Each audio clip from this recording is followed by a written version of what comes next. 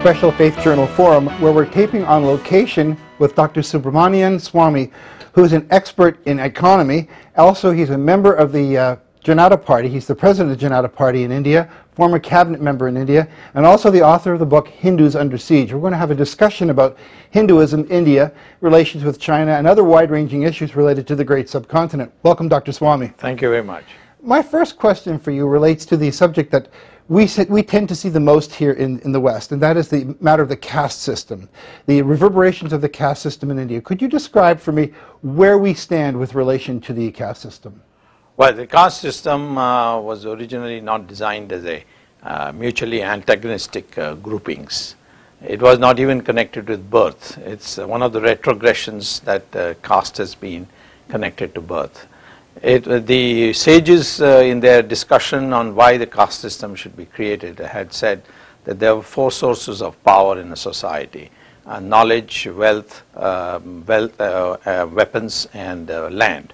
And this should be not in any one hand. In fact, not more than one should be in the hands of one person. Mm-hmm. So therefore, if you were pursued knowledge, and you are a seller of knowledge, or you are a teacher of knowledge, then you shouldn't have any wealth, you shouldn't have any weapons, you shouldn't have any land, and the society should give you donations so that you could live. And that's how our preachers and our sannyasis, our religious preceptors, etc., they lived in society, taught people, but their donations came from the public. If you were owner of the weapons, then you were the king, but you couldn't make policy. For policy, you had to go with people in knowledge. And same thing with wealth and land. So now this connection has to break. Now what you're asking a question is, what about today? Yes. Today, it is melting. The caste divisions are melting. There are intercaste marriages. But the most significant development that has taken place in the last 3 months is the fact that the two mutually antagonistic castes which grew over the centuries was the so-called untouchable caste or scheduled castes and the Brahmins. They coalesced together in a political party and gave that party a majority in the biggest, most populous state of the country, the Uttar Pradesh state. And a ex-untouchable caste lady became the chief minister or the equivalent of a governor. I recall this, but you know, the thing that's interesting is the caste system appears to be embedded in spite of legislation. You cannot legislate people's emotions. You cannot legislate the way people think. Do you really believe the caste system is going?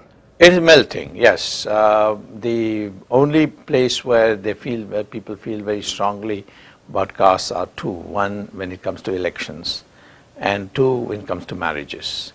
In other places, you can see here and there bigoted people acting on the basis of caste. But I think in the urban centers, there's hardly any. In the rural areas, we now find teachers who don't belong to the Brahmin caste. There are others from other castes. They're getting appointed by central legislation.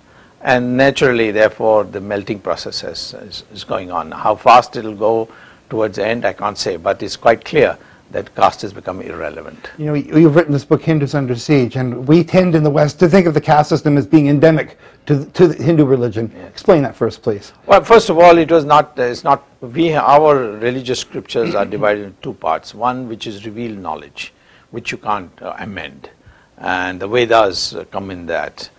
Then there is something called ordained by priests, which is called Shruti, Smriti literature, which can be amended from time to commentary. Time. It's not commentary, it's codes. You know, when a girl should get married, what should be the boy's responsibility, what the parents' responsibility. All these codes are part of the Smritis, and the Smriti can be amended, and much of all this business of castes is in the Smriti. So therefore, there is no religious sanction that caste should remain. It just happens to be convenient. Certainly convenient for politicians, because then you don't have to say, I built you a road and I built you a dam or I brought you electric power. You say, I'm your caste man. If I get defeated, then somebody else's caste man will become the representative. So a different form of social stratification. Yeah. But one of the things we've followed on this particular TV program over the years is news of people converting to Buddhism or Christianity, rather large-scale conversions. Why does that take place? We understood that was to escape the strictures of a caste system. I don't agree that the conversions are large scale. Even today, the Buddhist population has not crossed 1%. I think, first of all, if anybody converts to Buddhism, a Hindu will not feel upset because of the fact that Buddha was a great son of the Hindu. He was the incarnation of Vishnu, and all that he preached was a reform of Hinduism, which most of us accept today.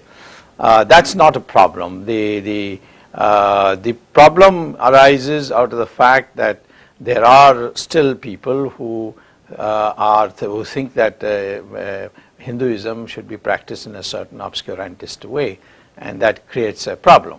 The second thing is that Buddhists, if you convert to Buddhism, then the privileges that the scheduled castes get as Hindus will be also extended to them. Yes. So therefore they don't lose anything. At the same time, they can say we are not part of the Hindu social stratification. But some states have actually enacted legislation that prevents conversion. Why? They don't. There's no state which has enacted legislation which prevents conversion. But there are legislations, and surprisingly, in Congress ruled states began the process, and the latest one is also a Congress Party ruled state of Himachal Pradesh, which is to prevent induced conversion. Okay, where money is involved or coercion is involved, and but if an individual converts, even under the act, there is no bar. But it's okay to reconvert back to Hinduism. There is no, if somebody says my ancestors are Hindus and I want to reconvert, you don't need any priest's permission. You just say I'm a Hindu, and the Hindus don't have a conversion ceremony. Okay. So are people converting to escape the stricture of the caste system? Yes, that the original motivation that led to conversion was partly that, partly also there was 800 years of Islamic rule and 200 years of British rule, which was Christian, and both these definitely made it a disadvantage to be a Hindu, and the weakest link in that was those who were the most poor, and the most poor therefore converted. But then conversion took place across all castes. Even today I meet many Muslims who say that my great-grandfather was a Brahmin from this place or that place. He can, one of the most famous editors of our newspapers called M.J. Akbar, he has written a book called Blood Brothers, where he says that my grandfather was a Kshatriya, that is the warrior class. Okay, after the break I want to continue this discussion. Please stay with us, we'll be back soon.